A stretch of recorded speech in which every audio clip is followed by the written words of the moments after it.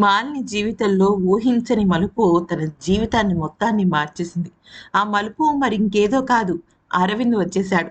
రావడమే కాదు, తన మెడలో 3 ముళ్ళు వేసి, తన మెడ తన తనకి నేను భర్తగా మరొకసారి అవ్వడమే కాకుండా 7 అడుగులు నడిచాడు. 7 అడుగులు నడవడం కూడా కాదు.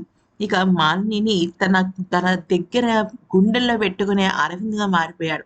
ఇక ఆ తర్వాత అరవింద్ ఏమంటాడంటే, "మాలిని, నువ్వు మీ అమ్మానాన్నలతో పాటు మీ ఇంటికెళ్ళు" అంటే, "మరి మీరెక్కడికెళ్తున్నారు?" అని అడుగుతుంది. "నేను గౌతమ్‌ని కలవడానికి వెళ్తున్నాను" అనంగానే ఒక్కసారిగా షాక్ అయిపోతుందనమాట. మళ్ళీ షాక్ అవుతుంది, మాలిని షాక్ అయిపోతుంది, వసుంధర అందరూ షాక్ అవుతారు. ఎందుకంటే గౌతమే అరవింద్‌ని చంపించాడన్న విషయం అందరికీ తెలిసిందే. మరి ఇంకా ఎందుకని ఈ రకంగా దబాయిస్తుందో, అంటే ఆ రకంగా అరవింద్ ఎందుకు ప్రవర్తిస్తున్నాడో ఎవరికీ తెలియట్ల. మరి ఈ వీడియో నచ్చితే లైక్, షేర్ అండ్ సబ్స్క్రైబ్.